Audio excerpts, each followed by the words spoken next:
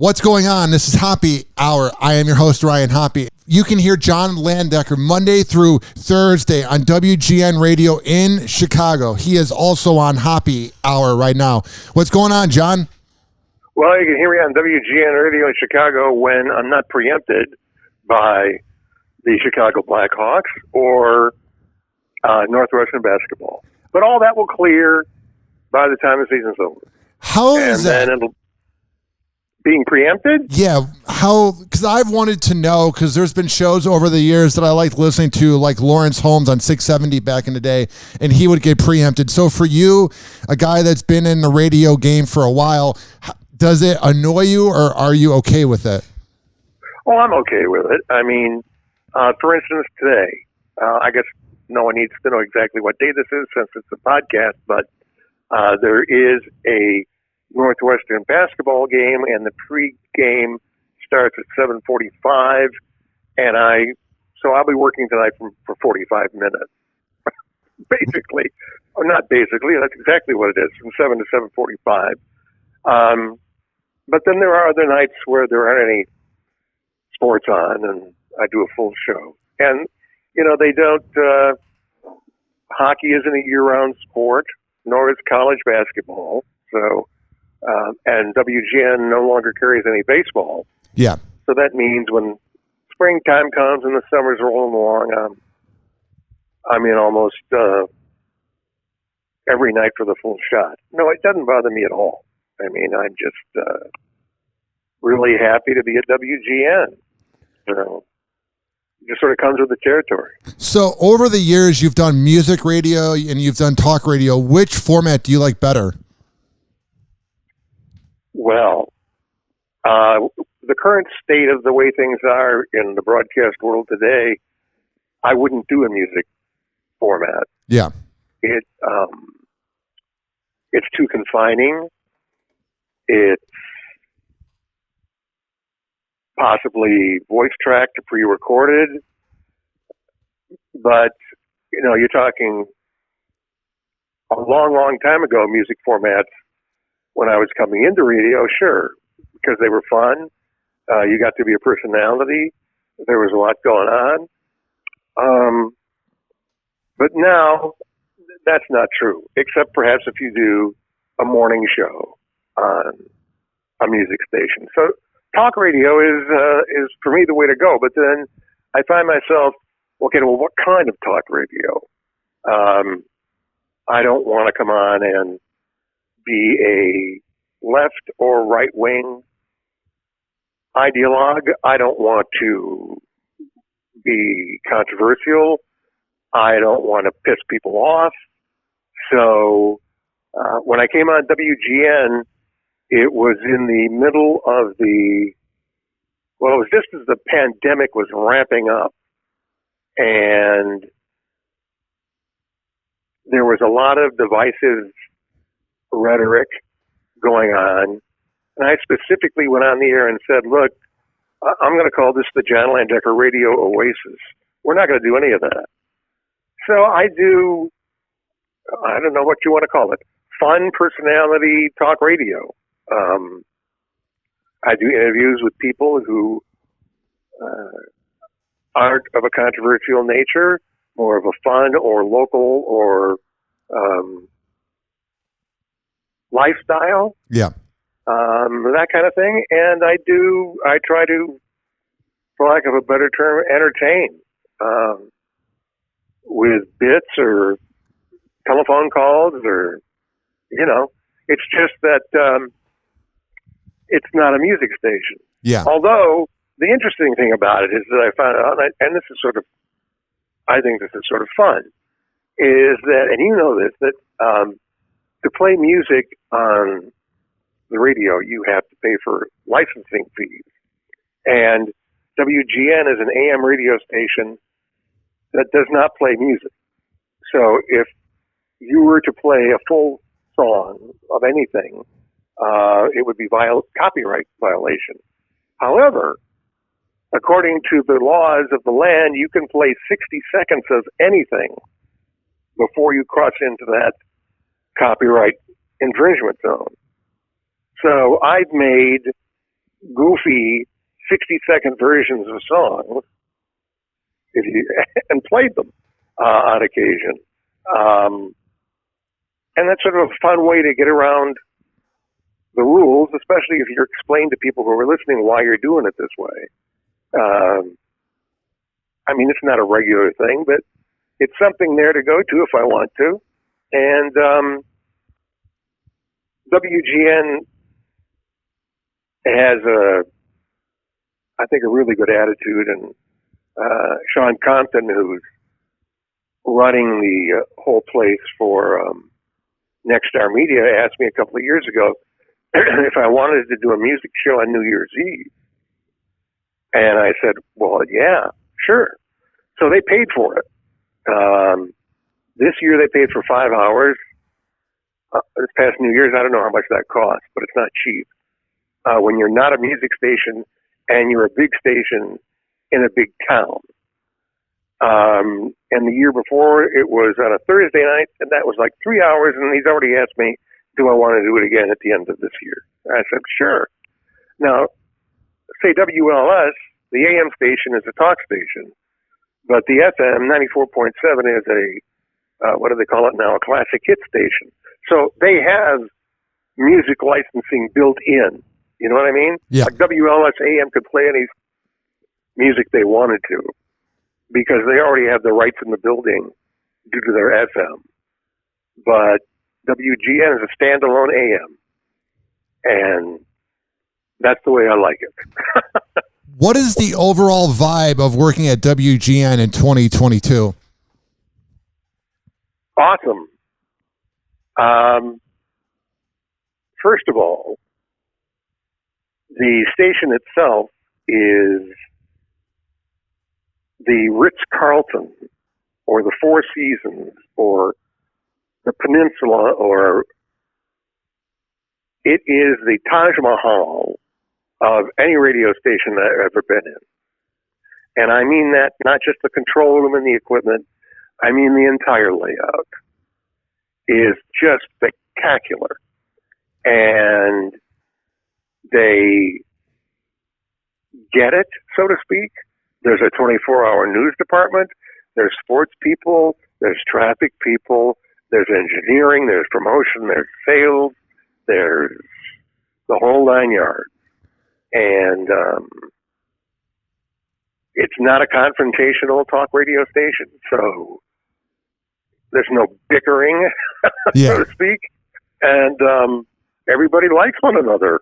So it's great. I remember like 8 or 9 years ago, I went there for an interview to potentially intern with Jonathan Brandmeier. I didn't end up getting it, but I went there and I met Johnny B. So I got to see like WGN, and it's like, you were right. It's like royalty because I've been to other places and it's so nice. I think that's the old studio. Wasn't that in the Tribune Tower? Yeah. No, they've moved. Oh, wow. This is all, let's say brand new. It's at 323 East Wacker. Yeah. Which that doesn't mean anything to anybody except maybe you'll understand that, or people who are familiar with the Chicago geography. And the station's on the 18th floor. Okay. And the main control room, which is one of 4 control rooms, maybe. Yeah. Plus 2 or 3 production rooms, overlooks Lake Michigan and Navy Pier. And it is astounding. Just astounding. Would you say when you're in a nice setup like WGN Radio that it kind of motivates you to do like a better show? Like, do you feel like your shows are better when it's a nice place compared to if you were doing it in just some random production room? I think so. That's just me, though. Yeah. I mean, it still depends on the people you're working with and what kind of management it is. I mean, good equipment's not going to make up for a lousy boss. But, it certainly is impressive to people when they walk in, if you have guests or things of that nature. And I always like a good-looking station. Yes. Always have. So I interviewed Don Geronimo 2 weeks ago, and he talked about how there was a talk. Yeah, he was saying that you motivated him to go from WLS FM in the 80s to then go for his own dream and to get his own brand going. And then when I put up this post about you calling into the show, my cousin who did radio 50 years ago in Iowa commented how you are a legend. Then I had people that work in radio that like the post. You're very much a legend. You're very much influential. You have people that call into your show at night and say all these memories. How does all of that feel, knowing that you're one of the originals, you're one of the all-time greats? Because to me, as a listener, as a person outside looking in, you have a very humble attitude about it. I hope so. I guess that I'm humbled. I'm flattered. I'm a little amazed.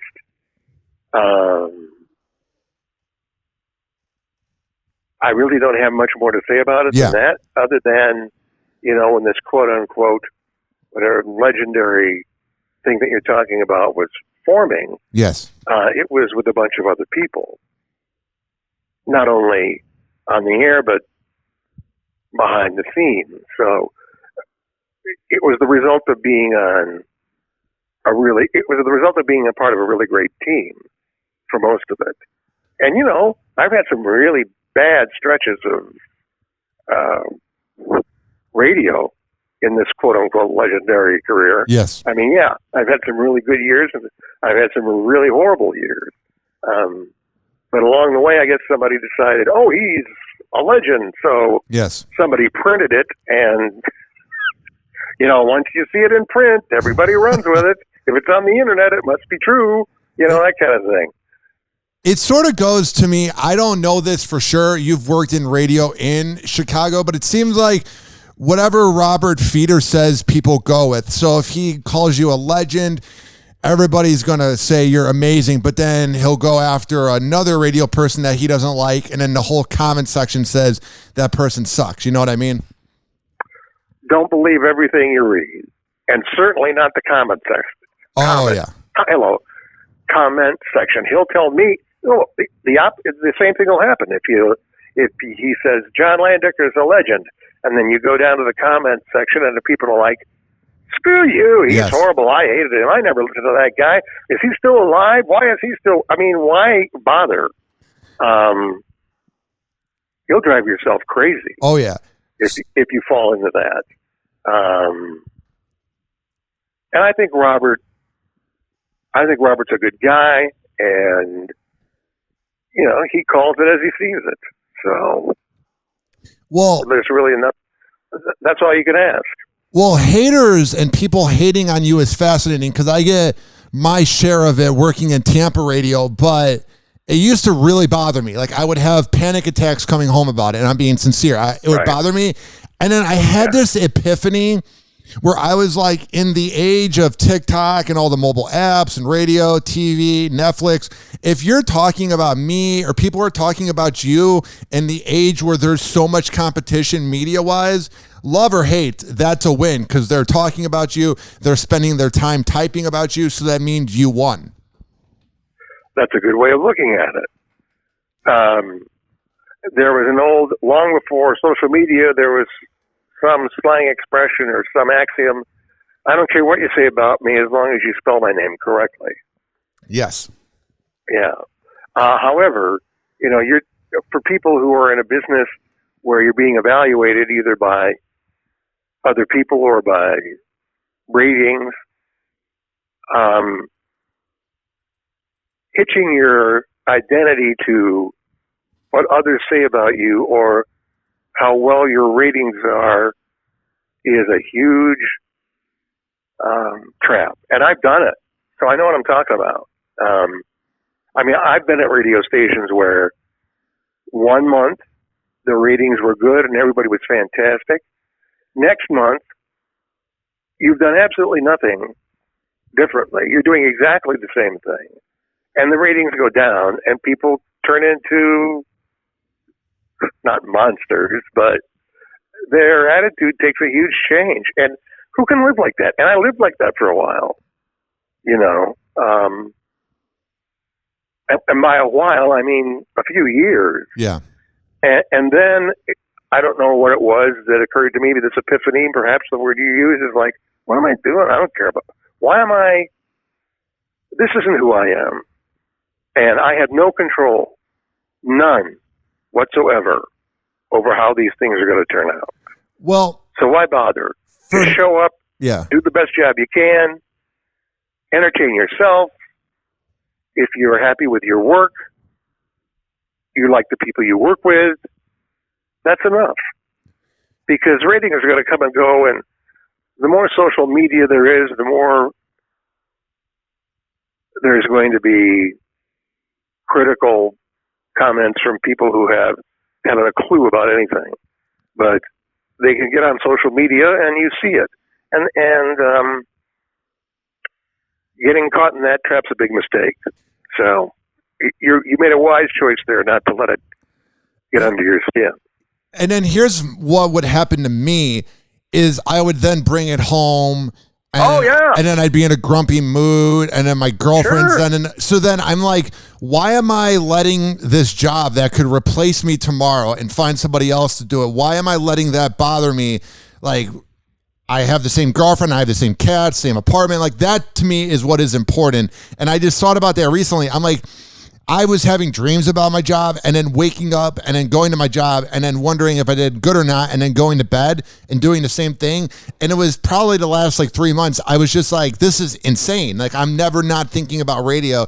So now I put my phone in the other room. I'm watching more TV shows, watching more basketball. Like, I'm trying to like find things just besides radio because for me, it was driving me insane. Well, Ryan, I don't know if you're ever really going to get beyond thinking about radio, because I'm not saying I don't think about radio. Yeah. That's either a blessing or a curse. Yeah. Depending on how you deal with it. But the idea that you let it affect yourself to the extent that you don't intend to take it out on others. It's just that it preoccupies your being to the extent that you really can't help it. Although in the long run, you do have to help it, because it doesn't make any difference in the long run. I mean, you want to do it, like I'm repeating myself now, but you want to do a good job, and that's about it. But the idea of turning my brain off and being able to totally turn off the radio part of my brain is impossible. Yeah. Because I'll do exactly what you're talking about. Well, I'm going to go watch a movie or something. I'm like, hey, that'd be a great bit. I don't know. God, or there's and that's, excuse me, that's the way it works. That is exactly the way it works. And I noticed when I leave my phone in the other room, like when I wasn't looking at my phone and I was completely focused on the Super Bowl, when I went on air the next day, I had like 10 points that I wrote down in a Google Docs document. And I didn't even get to any of my prep, because it's like when you're not on your phone and you're more in the moment, just like you said, you're like, oh, that'd be a good bit, or that'd be a good phone topic. Yeah. Right. Exactly.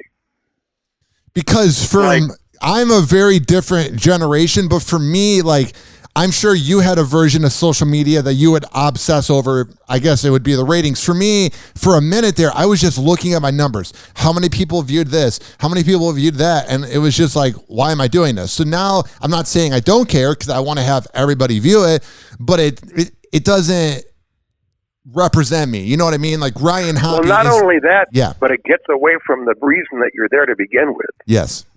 I'm not hired. I mean, I think it's very difficult it would be difficult for me. Maybe it's not difficult for people who are, just starting out in whatever industry that they're in, because they're so accustomed to having social media around them since they've been born. But, and I see an occasional one ad looking for a radio station, looking for somebody.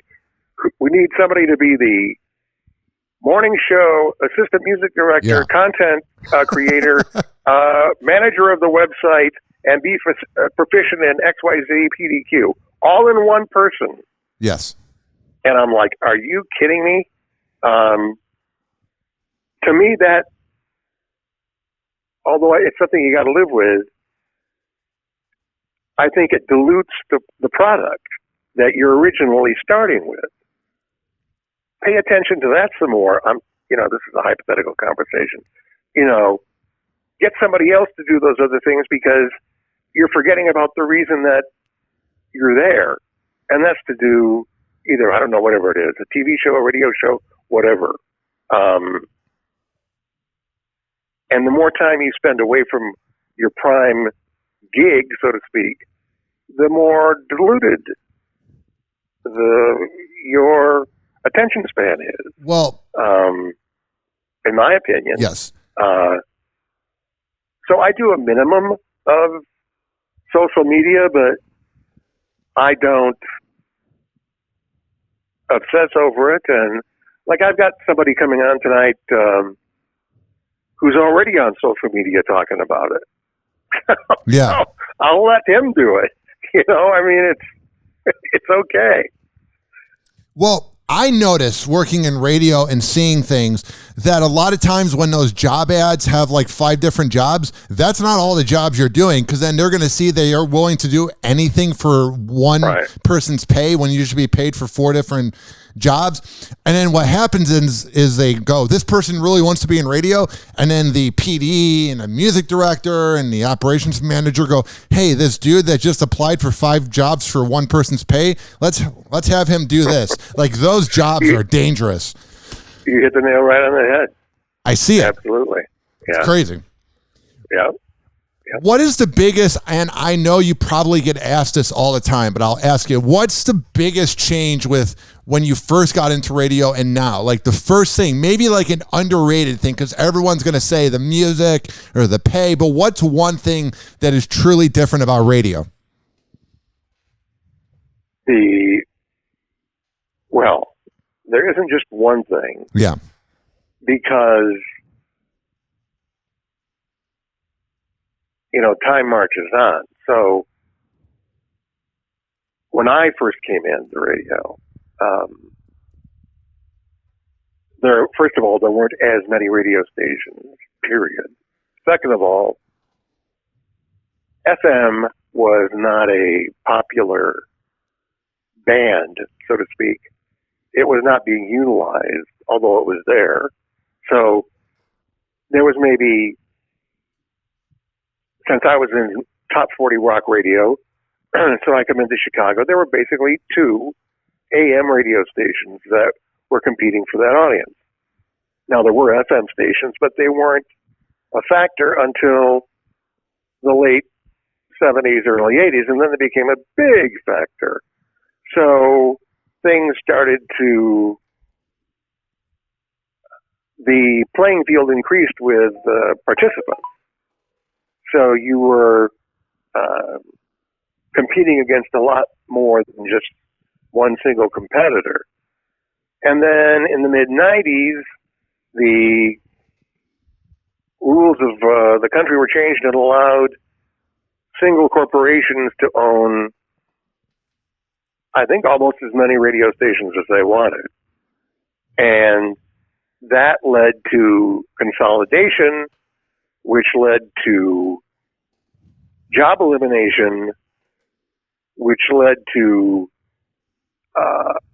something called voice tracking, which eliminates the personality completely and allows one person in one city to record shows that are played on different stations around the country. And the personality aspect of it vanished. So that it's not about music. Music always changes. I mean, good Lord, I wouldn't expect. I didn't want to hear what my parents listened to. Yeah. I mean, that's a normal thing. That's going to happen. But the way it's delivered, the technology, all the things around it, the way ownership was changed,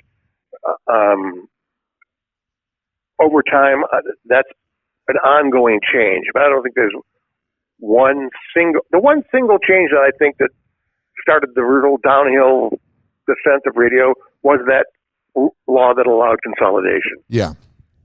Yeah. And wasn't that because of Bill Clinton? Wasn't he the one to pass that? Well, he was the president at the time. I don't know exactly what there must have been a very strong lobby from the whoever it is that represents radio owners. I don't know. He was, I believe, he was the president when that was passed.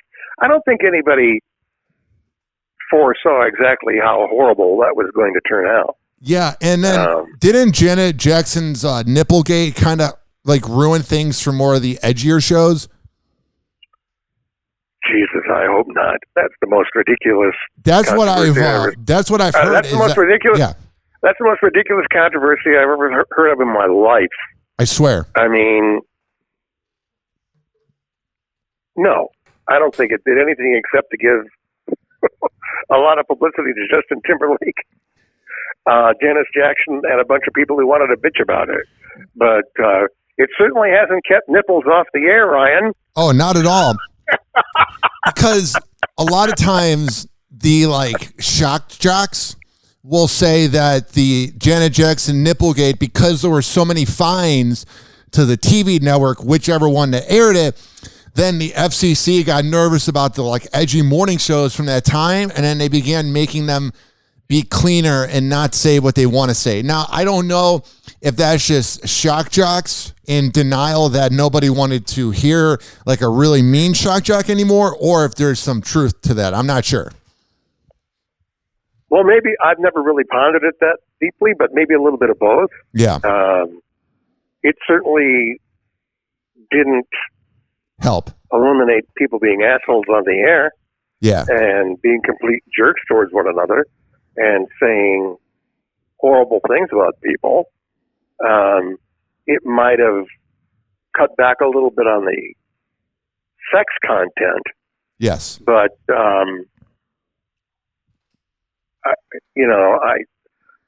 I never went down that road anyway, so it didn't do anything to me.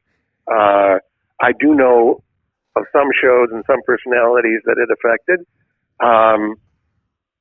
in the long run, but that wasn't specifically the things that these other shows got in trouble for were way beyond anything like that. I mean, these are radio shows that allegedly had on the air, I say allegedly, the sound of people having sex in a church.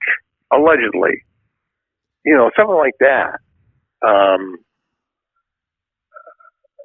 A guy playing the piano with his penis. Allegedly.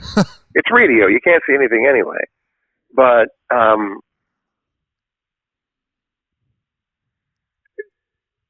as time went on, there was more than 3 TV networks. And take a look now.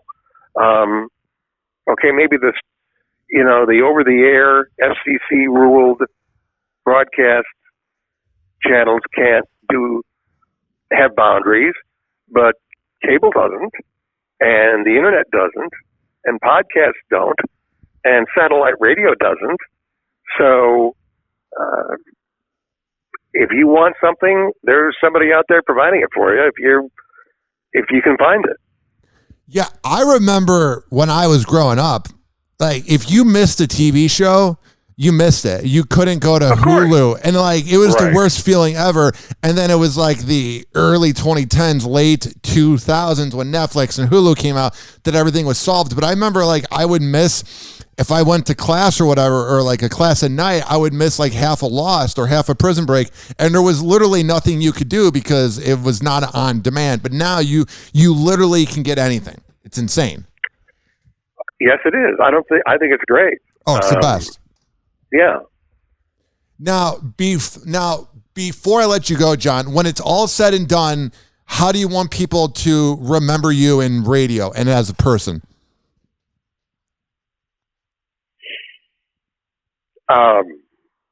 Good question.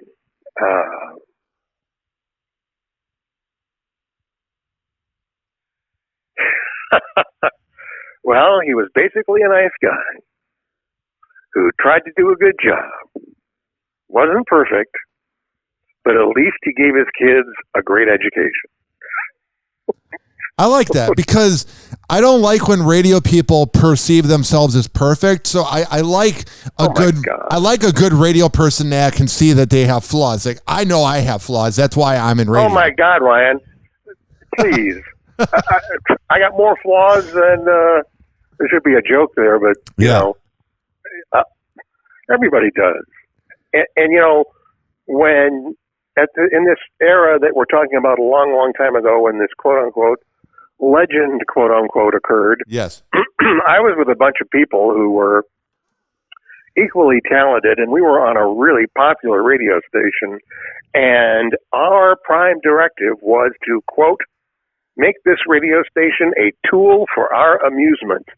And that's what counted.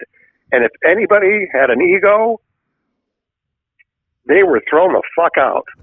Pardon my French. It's all good. You know, in fact, we even had a expression.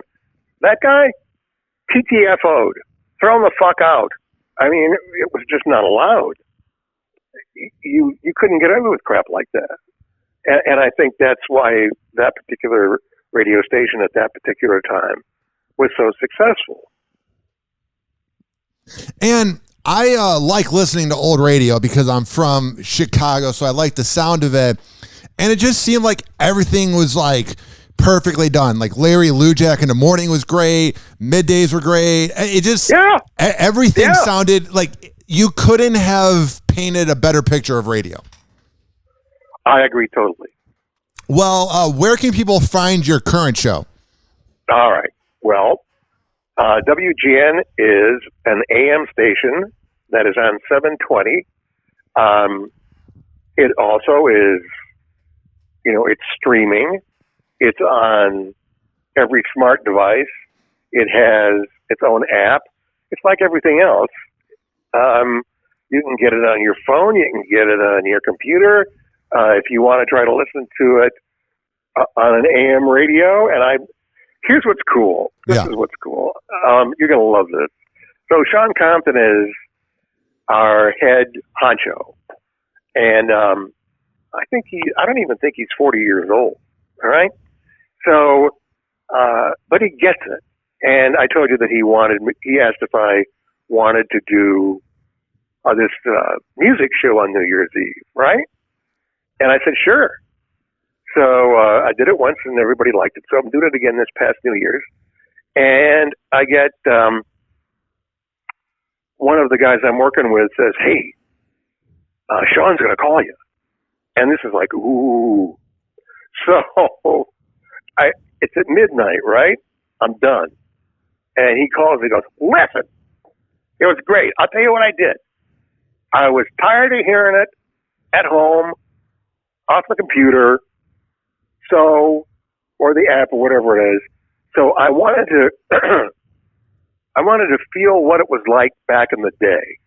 So he got into his car up in like some ritzy North Shore of Chicago, went out into his car, turned on WGN AM at night, and just started driving around for like 2 hours, just so he could try to pick up on, he wanted to get close to what it was like when you didn't have all these other ways to access the station.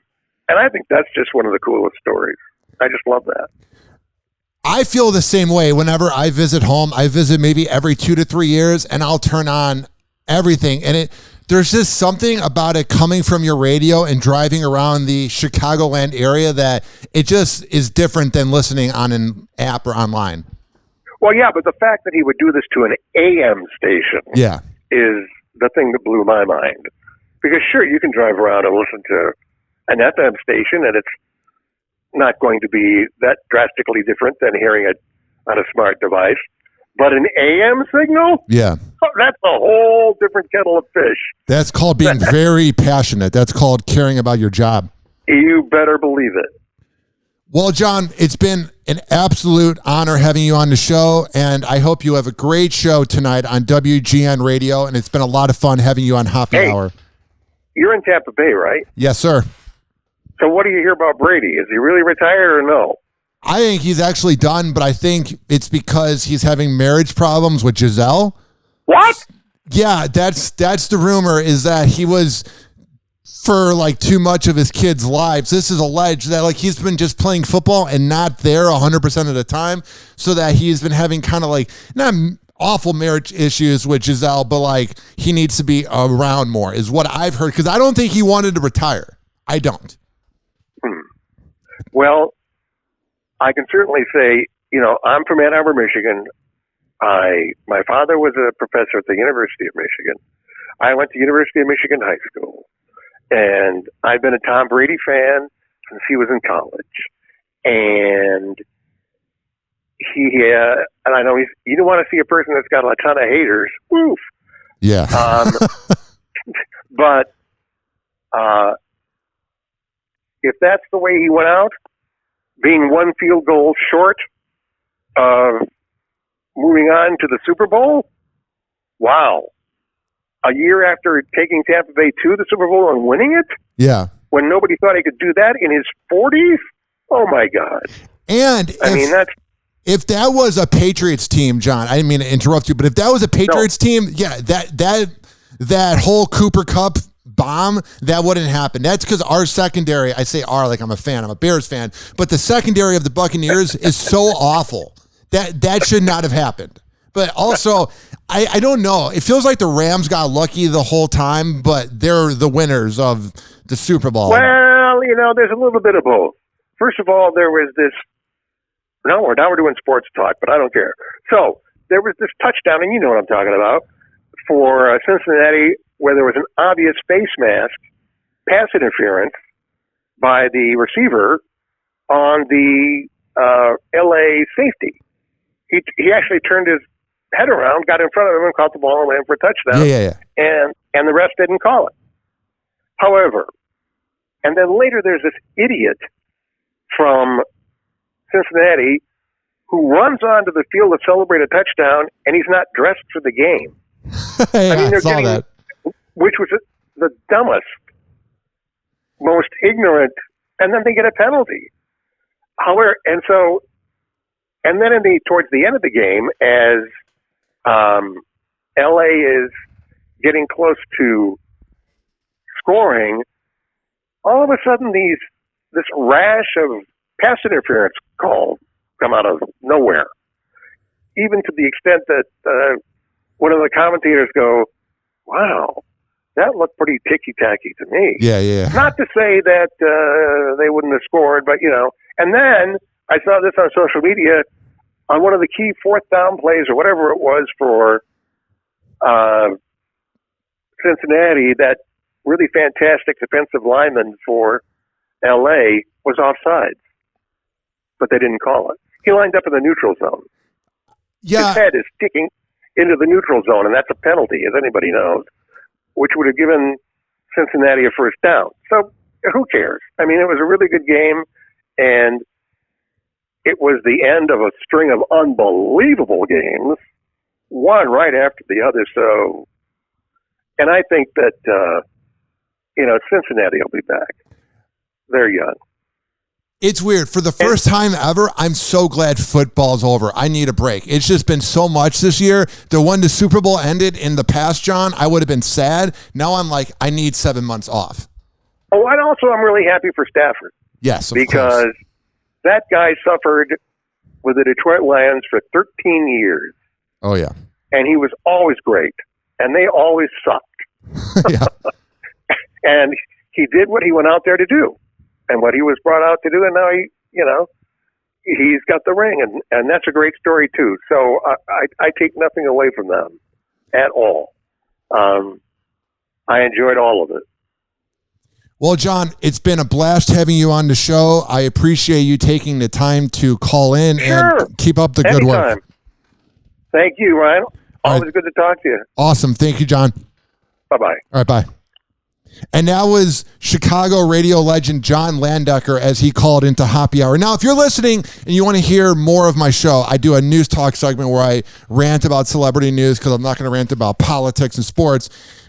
I know you are already listening, but go to every single major platform. TuneIn, Stitcher, Apple Podcasts, Spotify, Amazon Music, Mixcloud, Spreaker, and search Hoppe Radio. Hoppe Hour. Hoppe Hour.